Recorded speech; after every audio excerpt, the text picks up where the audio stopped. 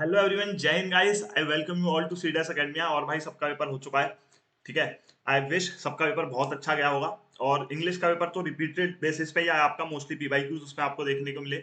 उसी के साथ जीएस का पेपर भी, जितनी भी ज्योग्राफी, साइंस और पॉलिटी से रिलेटेड हमने बातें करी थी, तो 55 टू 60 क्वेश्चन तीन सब्जेक्ट के मैंने जो लास्ट में आपको यूट्यूब पर कराया, वहां से आपको डायरेक्टली देखने को मिले। तो अभी उस सब की ज्यादा बात नहीं करेंगे। हेयर इस वीडियो के अंदर मैं आपको डिस्कस करूंगा आपके भाई सारे के सारे आंसर्स, और सारे आंसर्स आपको एक्यूरेट मिलेंगे। इंग्लिश में पीवाईक्यू के बेसिस पे मैंने मार्क करे हैं, और जीएस में भी आपको मोस्ट एक्यूरेट, एकदम 100% एक्यूरेसी के साथ मैंने आपको क्वेश्चंस मार्क कर रखे हैं।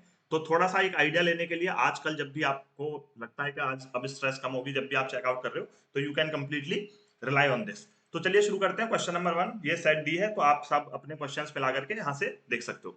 तो क्वेश्चन नंबर 1 है हमारा, ये हाइपोथेसिस के बारे में पूछा गया, तो इसका करेक्ट आंसर है डी। सेकंड क्वेश्चन हमारा रॉक से आया भाई, और इसका हमारा करेक्ट ऑप्शन है सी, क्योंकि मोस्टली मिनरल्स इग्नियस रॉक के सिलिकेट्स होते हैं। इसको आप इजीली एलिमिनेट कर सकते थे। बसाल्ट जो है एक्सक्लूसिव इग्नियस रॉक है। जब मैग्मा कूल करता है तो भाई फाइन ग्रेन्ड नहीं बनते, उसमें कोर्स बनते हैं, मतलब बड़े पार्टिकल्स आपको देखने को मिलेंगे। और ये मैं आपको बाद में आराम से दिखाऊंगा कि जितनी भी चीजें हमने, एक डायनामिक मेटाफोरिज्म पे क्वेश्चन आया तो इसमें मैंने बताया था प्रेशर होता है, थर्मल में आपको सिर्फ क्या देखने को मिलेगा, थर्मल में आपको टेम्परेचर देखने को मिलेगा। तो सारे क्वेश्चंस इजी थे, जो आप इजीली कर सकते थे अगर आपने अच्छे से पीडीएफ और नोट्स रिवाइज करें। तो चलिए तीसरे क्वेश्चन पे आते हैं भाई। तीसरा पूछा है हमें मेटामॉर्फिक प्लेट से। तो पहला ऑप्शन सही है और दूसरा इसमें गलत है, क्योंकि डायनामिक मेटामॉर्फिज्म जो है हमारा, वो प्रेशर पे डिपेंड करता है, ना कि हीट पे, वो थर्मल होता है। तो वन ओनली।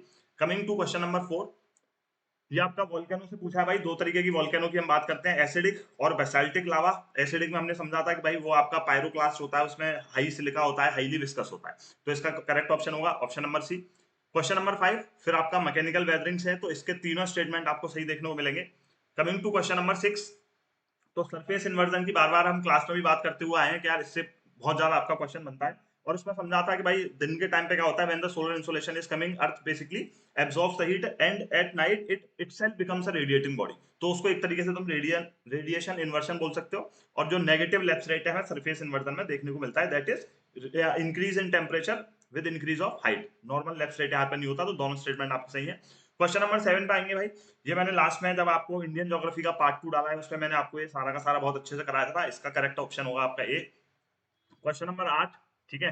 ये भाई बहुत कॉमन क्वेश्चन है, करेवास पे पूछता है। लेक्यूस्ट्राइन डिपॉजिट्स है, पीरपंजल रेंज में आपको देखने को मिलते हैं, और यहीं पे मेंडरिंग भी करती है झेलम आपकी। बट पेंगोंग सो और ये आपकी कैसी है, सॉल्ट वाटर लेक्स है। तो 1 एंड 3 ओनली। क्वेश्चन नंबर 9, ये जनरल क्वेश्चन था। तो ऐसे क्वेश्चंस में जहां तक आप देखोगे आपको तीनों स्टेटमेंट सही मिलते हैं, तो option number D will be the correct response for this particular question. Next question. अब देखो इस क्वेश्चन में थोड़ा एक चीज तो मार्क कर ली होगी सबने, ये आइडिया लगा लिया था कि भाई हिमालयन फॉरेस्ट जो है सी का आपका 4 हो सकता है। तो सी का 4, दो ऑप्शन आपके यहाँ पे एलिमिनेट हो चुके थे पहले ही, ठीक है। कौन सा, ऑप्शन बी और ऑप्शन डी। इसीलिए ऑप्शन से आपको पता लग गया कि बी का आपका 2 होना है, बाकी दो में आपको वो सेपरेट करना था। तो ऑप्शन नंबर सी। तो आप ट्रॉपिक ऑफ कैंसर के बेसिस पे भी थोड़ा आइडिया लगा सकते थे। नेक्स्ट क्वेश्चन नंबर 11, इसका करेक्ट आंसर है भाई ए, ब्लैक सॉइल, ठीक है। ब्लैक सॉइल सपोर्ट करती है भाई आपकी, किसको सपोर्ट करती है, रेन फेड क्रॉप्स को। तो भैया यहाँ पे इसने गलत बोल रखा है थर्ड स्टेटमेंट। तो नेक्स्ट थिंग, ये बहुत ईजी है भाई, बच्चों वाला क्वेश्चन है। क्वेश्चन नंबर 12 कहता है कि दिहांग, ठीक है, दिहांग के नाम से कौन सी रिवर जानी जाती है। तो ब्रह्मपुत्र में एंटर्स, तो पहले उसमें दिहांग मिलती है, फिर लोहित मिलती है, फिर वो लोहित कहाँ मिलती है, असम के अंदर, फिर वहां से वो ब्रह्मपुत्र बोलती है। तो वहां पे नॉर्थ ईस्ट इंडिया में दिहांग, ब्रह्मपुत्र को ही दिहांग भी बोला जाता है। 13 पे आएंगे भाई, सिपकिला। बिल्कुल मैंने रटाई थी आपको चीजें, S for Shipki La, S for Sutlej, यहाँ से सतलज रिवर आती है, और बाकी के सारे पासेस भी देखे थे। केमिकल वेदरिंग जब होती है, तो व्हेन मिनरल्स इन फेल्ड्स पर, तो इसका हाइड्रेशन होगा। वैसे हाइड्रोलाइसिस का होना चाहिए, बट उससे रिलेटेड ही था हाइड्रेशन, तो आप मार्क कर सकते थे। 15 जो है, तो ये भाई केबुल लमजाओ, ये आपका मणिपुर में आपको देखने को मिलता है। लोकटक लेक भी आपको वहीं पर देखने को मिलती है, अरुणाचल प्रदेश में नहीं मिलता। बाकी सारे ठीक है, तो option number D. Question number 16 भाई, सबसे पुराना आपको सिंगरेनी मिलेगा, ठीक है। सिंगरेनी आपको सबसे पुराना देखने को मिलता है। उसके बाद फिर जब आपका नेशनलाइजेशन हुआ कोल्ड फील्ड्स का 1970 में, तो बाकी आपके महानदी वगैरह फिर सब आपके पब्लिक में आए। इसके अलावा आगे चलेंगे, तो ये ओशियन करेंट्स का क्वेश्चन है यार। ये तो बिल्कुल बच्चों की तरह आप इसको अच्छे से डिक्टेट कर सकते थे। ये जब भी ओशियन करेंट्स पढ़ते हैं, तो सबसे पहले ही बताया जाता है कि भाई दो तरीके से आपके ओशियन करंट जो है उन पर इफेक्ट पड़ता है, ठीक है। एक प्राइमरी फोर्सेस विंड वगैरह सारे होते हैं, सेकेंडरी फोर्सेस मैंने बताया था, टेम्परेचर और सैलिनिटी डिफरेंस वर्टिकल मोबिलिटी करता है। तो उसी पे पूरा क्वेश्चन था, इजी था। तो देखेंगे जरा फटाफट। कि इसमें हमारे तीनों स्टेटमेंट सही हैं। फिर हम पे सार्गोसो सी के बारे में पूछा है भाई। सार्गोसो सी हमारा कहाँ बनता है? नॉर्थ अटलांटिक ओशियन में। नॉर्थ अटलांटिक में बनता है, जहाँ पे गल्फ स्ट्रीम वगैरह ये सारे करंट्स आपके बहते हैं, ठीक है। और उसके बीच में बनता है सी विदाउट कोस्ट, लेकिन यहाँ पे लोएस्ट सैलिनिटी नहीं होती, सैलिनिटी इसकी हाई देखने को मिलती है आपको, तो एक ही ऑप्शन इसमें सही होगा। Next, this one becomes very easy. ये भी ओशियनोग्राफी से टाइड्स पे क्वेश्चन पूछ लिया है, ठीक है। अब देखो, अंदाजा क्या लगाना था? स्प्रिंग टाइड्स का आपका ए का 4 हो जाएगा सिंपली, वेरी हाई टाइड्स। नीप टाइड्स के हो जाएंगी लो टाइड्स हैं आपकी, यानी कि 1 हो जाएगा इसका। स्प्रिंग टाइड हमने समझा था सिजगी वाले फॉर्मेशन में आती है। अब देखिए, दो नए नाम आ गए आपके पास, अपोजियन। तो अपोजियन से आपको अंदाजा लगना चाहिए कि ए फॉर अपोजी समझाया था मैंने, A for apogee, A for apart, मतलब जब मून सबसे दूर होता है, ठीक है। अकर when the moon is farthest from the sun, ये 2 हो गया। अब इक्विनॉक्स से आप अंदाजा लगा सकते हो 6 महीने का रिपीटेशन होगा, तो भैया यहाँ पे tides recurring at an interval of 6 months, तो इसका 3 होना था, तो करेक्ट ऑप्शन बनता आपका डी। क्वेश्चन नंबर 20 पे मूव करेंगे भाई। 20 का करेक्ट ऑप्शन होगा 1 एंड 3 ओनली, ठीक है। दीनदयाल पोर्ट टाइडल पोर्ट है, जवाहरलाल नेहरू लैंडलॉक्ड पोर्ट आपका नहीं है, चिदम्बरम पोर्ट, ठीक है। और ये आपका आर्टिफिशियल डीप हार्बर है, ये और एन्नोर मैंने आपको दोनों बताए थे कि भाई आपके तमिलनाडु के अंदर दोनों आर्टिफिशियल पोर्ट है। जवाहरलाल नेहरू भी आर्टिफिशियल, लेकिन पैरादीप नेचुरल शैलो नहीं है, ये डीप है। तो 4 भी गलत है, तो 1 एंड 3 ये अच्छे से करे थे। क्वेश्चन नंबर 21, स्मार्ट विलेज वाले क्वेश्चन पे आएंगे भाई। इसका ऑप्शन नंबर सी करेक्ट है। 22 के साथ जाओगे तो सी, अगेन सी करेक्ट है। 23 के अगर जाओगे तो इसमें 1 और 2 करेक्ट है, क्योंकि इसमें बोला है कि जो जो भैया आपका स्टार्टअप विलेज एंटरप्रेन्योरशिप प्रोग्राम होगा meant for creating rural business development ecosystem for women, but इसमें वो विमेन नहीं होंगी, ठीक है, for those engaged with self help groups, ठीक है। वो वुमेन नहीं होंगी जो सेल्फ हेल्प ग्रुप में थी ऊपर, तो इसमें सेल्फ हेल्प ग्रुप वाली विमेन रहती है, तो तीसरा स्टेटमेंट गलत था। नेक्स्ट क्वेश्चन भाई, इसमें आपकी पीएम स्वानिधि, ये आपकी स्ट्रीट वेंडर्स के लिए गवर्नमेंट स्कीम से खूब क्वेश्चन आया ना, स्ट्रीट वेंडर्स के लिए, ये आपकी इनसे रिलेटेड नहीं है, फार्मर्स से, ठीक है, एग्रीकल्चर, सॉरी। नेक्स्ट क्वेश्चन पे आएंगे भाई। इसका ऑप्शन नंबर 25 का ए है। 26 का आपको देखने को मिलेगा आपका D, new Pamban bridge, arch bridge नहीं है, वर्टिकल ब्रिज आपको देखने को मिलता है, बाकी 3 स्टेटमेंट आपके सही थे। नेक्स्ट ओएनजीसी वाले क्वेश्चन पे आएंगे, तो इसका सिर्फ सेकंड आपका सही है, फर्स्ट आपका करेक्ट नहीं है।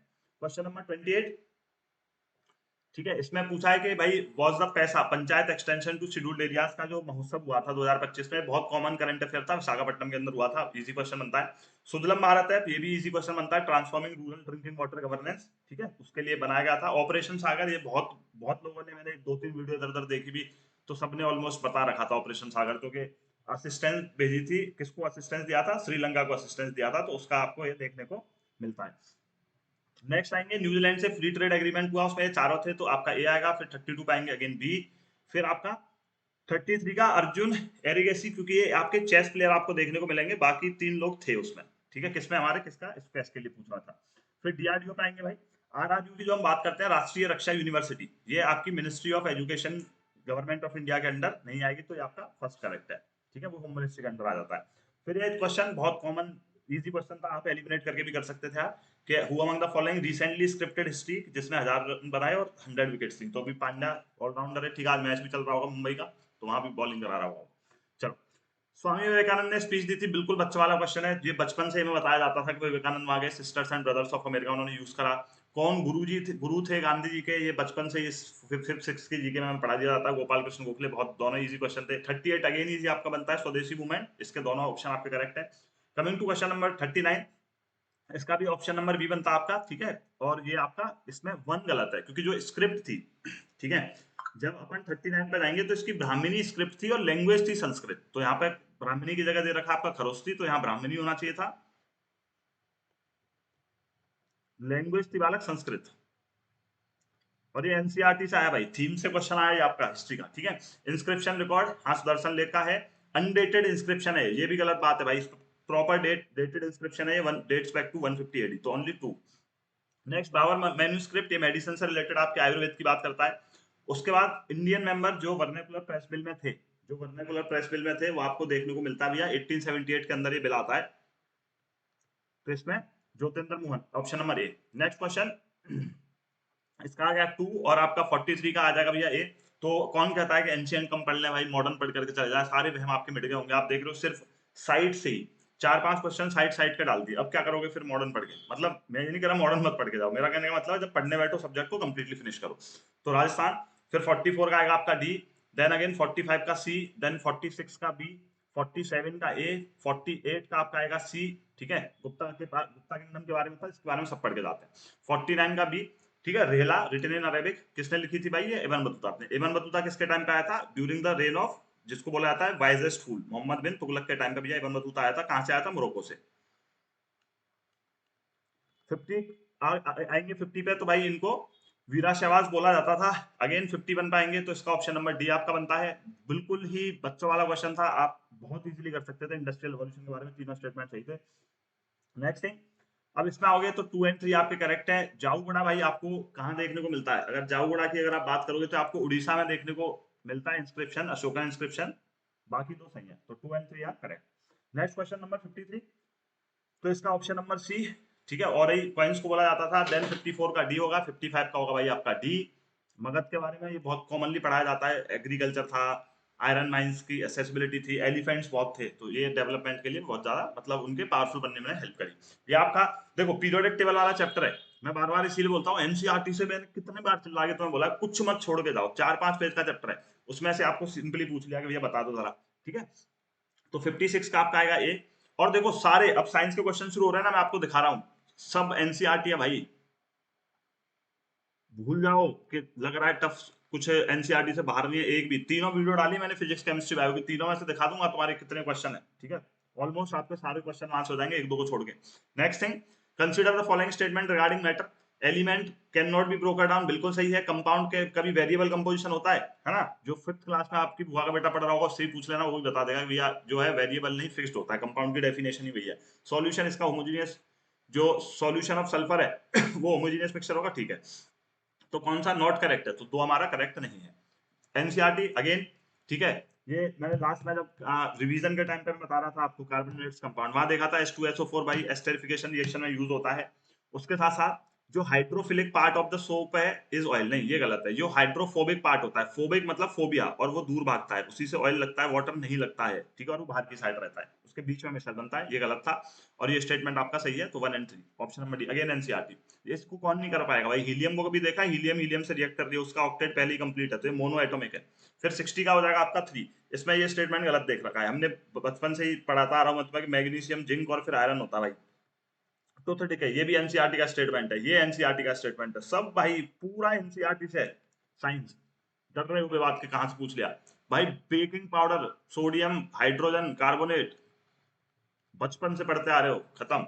नेक्स्ट थिंग, क्वेश्चन नंबर 62, ये भी आपका अगेन कार्बोनेटेड कंपाउंड, सोप वाले ही टॉपिक से क्वेश्चन उठा लिया, बहुत इजी है।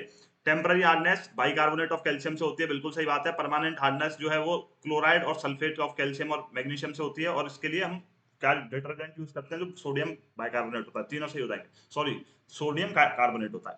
नेक्स्ट थिंग, मिसाइल्स के बारे में, मिसाइल्स प्रेसिपिटेट आउट ऑफ आयनाइन रिपल्सन, ऐसा कुछ भी नहीं है, तो ऑप्शन बी हो जाएगा। 64 का आपका बी हो जाएगा। Again all basis dissolve in water, ये भी एनसीईआरटी में लिखा हुआ है, मैंने बताया था येलो कलर की टेबल में लेफ्ट हैंड साइड पे देखना। Basis which are soluble in water, उनको एल्कली बोलते हैं, बिल्कुल सही बात है। एल्कली जो है सोपी होगा, बिल्कुल सही बात है। जब वाटर मिलाओगे एल्कली में तो हीट जनरेट होगी, तो 2 3 4 ठीक है, 1 गलत था, ठीक है। नेक्स्ट थिंग, फिर इसमें आओ तो एटॉमिक रेडियस इंक्रीज नहीं होता भाई, डिक्रीज होता है, क्योंकि शेल नहीं बढ़ती, प्रोटॉन बढ़ते हैं तो उसको ज्यादा खींचते हैं। Germanium tellurium copper are transition, नहीं भैया ये तो आपके मेटलॉइड्स हैं, दूसरा स्टेटमेंट गलत हो गया है ना। तो इसका ऑप्शन नंबर डी हो जाएगा। इससे इजी एनसीईआरटी अगेन क्या पूछेगा तुम्हें, इससे इजी फिजिक्स में न्यूटन की सेकंड लॉ, ठीक है। Rate of change of momentum is equal to the force applied, ये पढ़ते आ रहे हैं बचपन से। हाँ ये थोड़ा मान सकता हूँ किसी ने पढ़ा होगा किसी ने नहीं। ट्रिपल पॉइंट ऑफ वाटर, इस पे वाटर तीनों स्टेट में एग्जिस्ट करता है। ये 273.16 केल्विन, और प्रेशर आपका ऑप्शन भी होता है। Least coefficient of thermal conductivity, thermal conductivity भाई सबसे कम कौन करेगा? एल्यूमिनियम करेगा, ठंडा ये भी करेगा कंडक्ट, ठीक है। वाटर भी कंडक्ट कर लेगा थर्मल, लेकिन गैसेस सबसे ज्यादा थर्मल कंडक्ट करती है। एलिमिनेट करके 1 मिनट में क्वेश्चन बना सकते थे। Next question number 69 second generation, 70 का डी होगा भाई। एक्सरे रिपीटेड क्वेश्चन है भाई, प्रीवियस ईयर जब फिजिक्स कर रहे थे वहां भी कराया मैंने आपको, और मैंने बार बार बोला था इलेक्ट्रोमैग्नेटिक स्पेक्ट्रम देख लेना देख लेना देख लेना, ठीक है। तो कोई भी इलेक्ट्रिक फील्ड और मैग्नेटिक फील्ड को ये दोनों में से किसी को नहीं करता है, ये बात आपको अच्छे से याद रखनी है। क्वेश्चन नंबर 71 पे आएंगे, ऑप्शन इसका बनता है ए। इसमें आपको मिरर फॉर्मूला लगाना था, 1/v + 1/u = 1/f।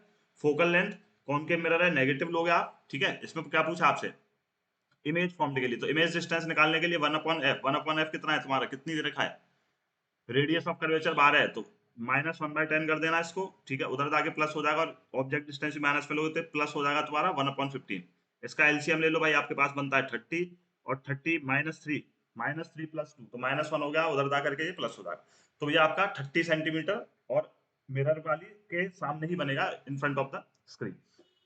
71 पे आ जाओ भाई, रेजिस्टिविटी रिपीटेड क्वेश्चन है, बार बार बताया जाता है भाई, resistance is directly proportional to length, ठीक है, रेजिस्टेंस जो है भैया एरिया ऑफ क्रॉस सेक्शन के पे डिपेंड करता है, बट रेजिस्टिविटी का है प्रॉपर्टी होती है, तो ऑप्शन नंबर सी 73 पाएंगे भाई। Option C EMF of battery is provided by the battery per unit current, बिल्कुल सही बात है, यूनिट ऑफ ईएमएफ जूल नहीं होती भाई, ठीक है, जूल नहीं होती है, उसकी वोल्ट यूनिट होती है।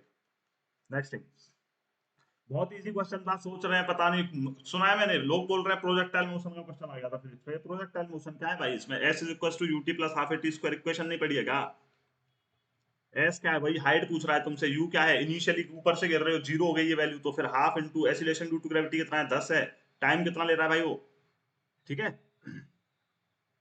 तो आपसे पूछा क्या है, टाइम ही पूछा, अच्छा हाँ, हाइट आपको दी हुई है कितनी 45, तो लिख दो 45 is equal to half into 10 into t, इसको काट लो 5 और इससे इधर आ जाओ, ठीक है, तो आप इजीली देखोगे कि क्वेश्चन आपका बन जाएगा, s is equal to u t plus half a t square, आपको इसमें लगाना है।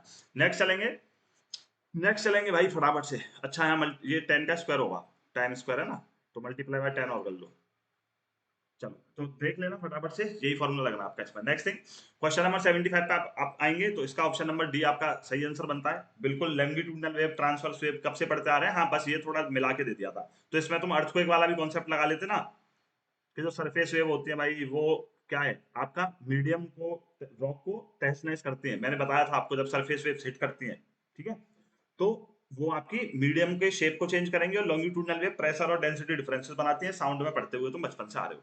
नेक्स्ट क्वेश्चन नंबर 76 बाई सी होगा, 77 का ए होगा, 78 का डी होगा, 79 का सी होगा, 80 का भाई आपके पास आएगा ए, 81 का आएगा आपके पास बी, 82 का आपके पास आएगा सी, नेक्स्ट 83 का आपके पास आएगा, वो आएगा आपके पास ऑप्शन नंबर सी, 84 आपके पास आएगा ए, 85 अगेन ए, ग्रीन बॉन्ड से बहुत कॉमन है, न्यूज में भी था, तो बहुत सिंपल क्वेश्चन पूछ लिया। 86 का बी, 87 आपका भाई बी आ जाएगा 1 2 3, 88 पाओगे तो तूर उड़द और मसूर के बारे में ये हुआ। नेक्स्ट क्वेश्चन नंबर 89 का सी आपके पास आ जाएगा, question number 90 good governance index D, 91 अब बायो के क्वेश्चंस पे आ जाओ भाई, सब एनसीईआरटी से है, मैंने बताया था कि भाई जो प्रोकैरियोट्स होते हैं, प्रो को उल्टा समझ लो कि नूब है, तो उनके पास क्या है भैया, न्यूक्लियस पे मेम्ब्रेन नॉन न्यूक्लियस नहीं होता, वो न्यूक्लिक एसिड उनकी फैली सी रहती है, तो उसको बोल देते हैं nucleoid, as simple as that. ठीक, क्वेश्चन नंबर 92 भाई बिल्कुल इजी था, लोग थोड़ा पता नहीं क्या सोच के तुम ये सेलुलोज से क्या मतलब है, सेलुलोज थोड़ी मिल्क डाइजेस्ट करेगा, अमाइलेज अमाइलेज हमारी सलाइवा में होता है भाई, वो तो बच्चों के भी होगा सबके होगा, तो जहां भी दूध आए, दूध में lactic acid, lactose, lactase, all these things are more और less related to the milk, तो ऑप्शन नंबर डी लगाना था। क्वेश्चन नंबर 93 पे आ जाओ, पेनिसिलिन के बारे में चीख चीख के मैंने बताया था, पेनिसिलिन भैया क्या है, एक फंगाई है, और मैंने बताया था वही पेनिसिलिन आपके क्या बनाने में यूज होती है भैया, एंटी, ठीक है, ये आपके पास आप बनाते हो इससे एंटीबायोटिक, और एंटीबायोटिक बनाने के बाद हम इसको वायरल डिजीज को ट्रीट करने के लिए लेते हैं, बिकॉज एंटीबायोटिक आपकी सेल वॉल खत्म करती है, और फंगाई हो गई, प्लांट हो गए, बैक्टीरिया हो गए, इन पर सब पे सेल वॉल होती है, तो उसकी सेल वॉल को खत्म करती है, बैक्टीरिया मर जाता है, आपको कोई इफेक्ट नहीं होता, बात खत्म। क्वेश्चन नंबर 94, अब देखो इसमें लॉजिक भी लगा लेते, लाइसोसोम्स का काम क्या है भैया, फॉरेन मटेरियल्स को डाइजेस्ट करना, कोई बाहर का कोई पैथोजन वगैरह आ गया उसको डाइजेस्ट करना, तो आपका डिफेंस मैकेनिज्म है डब्ल्यूबीसी, उसी के पास सबसे ज्यादा अटैक आएगा पैथोजन वगैरह का, तो उसी को डाइजेस्ट करेगा, तो सबसे ज्यादा लाइसोसोम आपको डी में देखने को मिलेगा। क्वेश्चन नंबर 95 पे आओगे, ठीक है, हाँ इसको मैं बोल सकता हूँ, ये एनसीईआरटी मेंशन नहीं है आपका, तो ऑप्शन नंबर डी होगा। 96 बिल्कुल बच्चों वाला क्वेश्चन था, किसी का कर्ली हेयर है, अटैच्ड ईयर लोब है, फ्रैकल्स मतलब जो थोड़े थोड़े डॉट्स होते हैं फेस के ऊपर, और चेस्ट की स्किल है। अब सचिन तेंदुलकर इतने ग्रेट थे, जरूरी नहीं है अर्जुन तेंदुलकर उतने ग्रेट हो, और हो सकता है कि उनका पोता उनसे भी ग्रेट हो, तो दैट इज एक्वायर्ड ट्रेट, ठीक है, इनहेरिटेड ट्रेट नहीं है, तो ए ऑप्शन। 97 का भाई लेफ्ट साइड में आता है ऑक्सीनेटेड ब्लड, यार क्या बच्चों वाला क्वेश्चन था, ये भी बिल्कुल इजी, वर्मी कंपोस्ट भाई ऑर्गेनिक मैटर का होता है, आप देख लेना, इसका ऑप्शन नंबर बी बनता है आपका। फिर 99 अगेन वेरी इजी, और इसमें तो मैंने तुम्हें हिंट भी दे दी थी कि भाई कभी नहीं पूछा है कि smooth endoplasmic reticulum in the liver cells of vertebrates detoxification करता है ये in the liver cell of vertebrate, तो स्मूथ यार सी का दो, इसी पे के बेसिस पे पूरा क्वेश्चन पूछा था ये, तुम्हें मैच द फॉलोइंग में बस दिया है डराने को, ठीक है, चलो, तो यहाँ पे ऑप्शन नंबर बी हो जाएगा इसका। 11 पे आओगे, मैंने जाते जाते भाई जब बायो की क्लास लंबी हो रही थी मैंने कहा था ये डिजीजेस लिख लो, कौन सी वायरल होती है कौन सी बैक्टीरियल होती है। इसमें मैंने डेंगू लिखाई थी आपको कि भैया वायरल डिजीज है, नॉन वायरल दे रखा है, तो option number C. Next question आपका चीफ ऑफ डिफेंस साहब पे पूछा भाई, ये तो पता होना चाहिए, तीनों स्टेटमेंट सही है इसमें, ये बिल्कुल इजी था आपका, ठीक है। ऑप्शन नंबर सी सबने कर लिया होगा। 103 पे आओगे भाई, आपका ऑप्शन नंबर बी बनता है। 104 में दो हैं आपके, सर्वपल्ली राधाकृष्णन और जाकिर हुसैन, ठीक है। 105 में आओगे तो आपका ऑप्शन नंबर सी बनता है आपका, ठीक है। बहुत इजी है भैया कि भैया prohibit discrimination on the basis of religion, race, sex, caste and place of birth, इसमें लेकिन तीन ही दे रखे हैं, होते टोटल 5 है। 106 पे आ जाओ भाई, 368 में सिंपली समझा था, जो सीए होगा दोनों हाउस में से किसी भी हाउस में आ सकता है भाई, और कैसे पास होगा भाई, था सिंपल मेजोरिटी प्लस आपकी स्पेशल मेजोरिटी, और उसके साथ साथ सारे बिल्स पे नहीं लगेगा स्टेट का रेटिफिकेशन, बस उसी में लगेगा जिसमें स्टेट इंटरेस्टेड हो और उस चीज के बारे में कोई बात हो रही होगी। नेक्स्ट थिंग, जज ऑफ अ सुप्रीम कोर्ट, यार ये बहुत ईजी है, 5 साल हाई कोर्ट का जज हो, 10 साल जज हो, 10 साल या फिर वो एडवोकेट हो, या फिर डिस्टिंग्विश जूरिस्ट हो प्रेसिडेंट की नजरों में। प्रेसिडेंट की आंखों का तारा रटवाया था मैंने आपको, प्रेसिडेंट की आंखों का तारा, लेकिन यहाँ पे किसकी आंखों का तारा बोला, चीफ जस्टिस, तो तीसरा गलत। पॉलिटी बहुत ईजी है ये, ठीक है। ये स्पेशल प्रोविजन तो भाई सवाल पूछता है, सॉरी ये तो पंचायत वाला है, तो इसमें टू फॉर आपका ऑप्शन नंबर डी हो जाएगा। 109 का ऑप्शन नंबर 2 होगा आपका। इकोनॉमिक एंड सोशल प्लानिंग आपका कभी भी स्टेट लिस्ट में नहीं आता है, बी 111 का आ जाएगा आपका डी ऑप्शन, ये आपका स्पेशल प्रोविजन में पूछ रखा था, तो यहाँ पे डी ऑप्शन इसलिए है क्योंकि ये जो है आंध्र प्रदेश की बात करता है भाई, किसकी बात करता है, आंध्र प्रदेश की। सार्क में भी तो था ऊपर एक क्वेश्चन है, बताओ सार्क का किसको मेंबर नहीं पता, कौन कौन फाउंडिंग मेंबर थे, इंडिया, पाकिस्तान, बांग्लादेश, श्रीलंका, नेपाल, भूटान, मालदीव, और बाद में किसने ज्वाइन करा है, अफगानिस्तान ने ज्वाइन करा है। बिम्स्टेक का पूछा है, बिम्स्टेक में पहला स्टेटमेंट उसमें गलत है, अभी शायद आगे आएगा वो, तो उसमें पाकिस्तान कभी मेंबर नहीं था, बात खत्म हो जाएगी। इसमें ऑप्शन नंबर ए आ जाएगा 112 का भैया, ठीक है। गवर्नर ऑफ अ स्टेट, बहुत इजी सवाल था, इसका ऑप्शन डी है। 14वें का है आपका ए, वही आगे बिम्स्टेक वाला, पाकिस्तान इसका मेंबर नहीं भाई, तो पहले स्टेटमेंट यहाँ गलत हो जाता है। नेक्स्ट 115 का आपका आ जाएगा सी, क्योंकि भैया 1907 से लेकर के 1979 में छोड़ दिया था उन्होंने अपना पद। नेक्स्ट थिंग 116 में ये आपका ऑप्शन नंबर सी आ जाएगा। 117 में National Commission for Backward Classes, बार बार बताया था कि कॉन्स्टिट्यूशनल बॉडी है, ठीक है, और इसने national Commission for Backward classes को रिप्लेस करा था, और इसके जो तीसरा स्टेटमेंट गलत है क्योंकि इसके अलग से चेयरमैन होते हैं, ये इसको हेड नहीं करते हैं। मूविंग अहेड 118 का आपका आ जाएगा 123 सी ऑप्शन। 119 का आ जाएगा आपके पास अगेन सी। 120 का आ जाएगा आपके पास ऑप्शन नंबर बी। तो ये आपके पूरे जीएस के यहाँ पे आंसर्स मिल जाते हैं आपको। इंग्लिश के आंसर्स मैं आपको फटाफट से यहाँ पे मेंशन करा देता हूँ, तो वो भी एक बार चेकआउट कर लेना प्लीज। चलिए, फर्स्ट का हमारे पास डी आता है यहाँ पे, सेकंड का आता है हमारे पास सी, थर्ड का आ जाता है, ये फटाफट फटाफट मैं आपको बताते चलता हूँ वीडियो लंबी ना हो। 3 का डी होगा आपके पास, फोर्थ का आपका अगेन सी, 5 का डी, 6 का सी, 7 का बी, 8 का बी, 9 का डी, 10 का सी,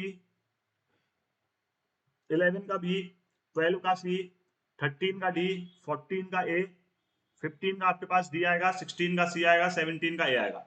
देन अगेन 18 डी, 19 सी, 20 ए, 21 सी, 22 डी, 23 ए, 24 सी, 25 बी, 26 सी, 27 डी, 28 सी, 29 डी, 30 ए, 31 आपके पास डी आ जाएगा, 32 ए, अगेन 33 डी, 34 सी, 35 आपके पास डी है, 36 आपके पास बी है, 37 आपके पास बी है, 38 सी है, 39 ए है, और 40 आपके पास भाई लोग सी है।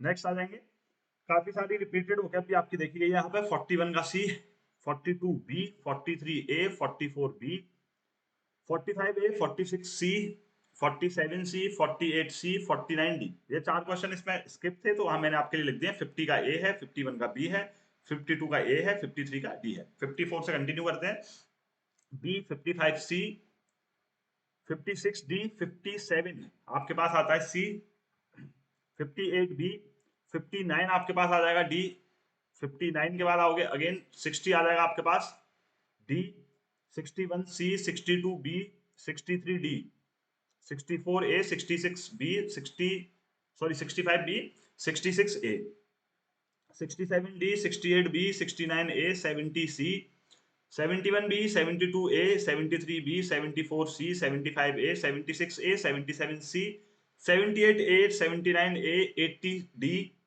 81 बी, 82 आपके पास आएगा ऑप्शन नंबर सी, 82 ए, 84 आपके पास है बी, 85 है आपके पास ए। अब इसको तो इंग्लिश का क्वेश्चन बोलोगे कि ज्योग्राफी का, वो आप देख लेना।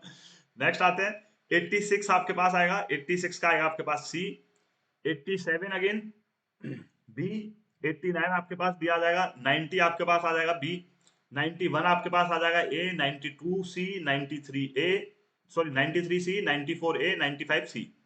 फिर पैसेज पे आ जाओ भाई, पैसेज पे 96 ए, 97 डी, ये फ्री का नंबर, 98 सी, 99 सी, 100 डी। फिर 101 आपके पास C, 2 B, 3 B, 4 B, 5 C, 6 B, 7 B, 8 C, 9 D, 10 D, 111 B, 12 D, 13 B, 14 D, 15 C, 16 C, 17 C, 18 B, 19 D and 20 is going to be D. तो ये आपके पास भाई सारे के सारे रिस्पॉन्सेज हैं। और रही बात लास्ट में कट ऑफ की, तो यार देखो अभी कट ऑफ को इतना इजीली कोई प्रेडिक्ट नहीं कर सकता है। पेपर जीएस का मेरे को तो ठीक लगा, मतलब इतना डिफिकल्ट तो नहीं है, मॉडरेट ही बोलो एक तरीके से, क्योंकि देखो ज्योग्राफी डुएबल थी अगर आपने अच्छे से करी है, और अब बच्चे अच्छे से ज्योग्राफी पढ़ के जा रहे हैं। साइंस प्रिटी इजी, जो पूरी एनसीईआरटी से पूछ रखी थी, तो ऐसी कोई टफनेस नहीं थी। पॉलिटी डुएबल थी काफी ज्यादा। करंट इस बार आपके स्कीम्स वगैरह ये डुएबल थी चीजें।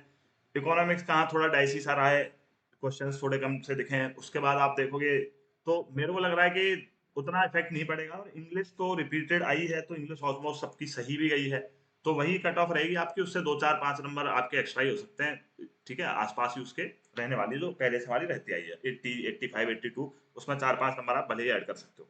तो this is going to be the cut off. बाकी इसको इतना कोई वो लेकर के मत चलना कि कोई इससे मोटिवेट हो और कोई डिसअपॉइंट हो, क्योंकि मैं भी प्रेडिक्ट नहीं कर सकता। तो ये रही भैया आपका सॉल्यूशन। मिलते हैं अगली बार, मैं आपको दिखाऊंगा सारे sources, how you can strategise for your next attempt, कैसे आप सारी चीजें पढ़ सकते हो। तब तक के लिए जय हिंद, आरसीबी को जिताओ भाई। मिलते हैं, बाय एवरीवन।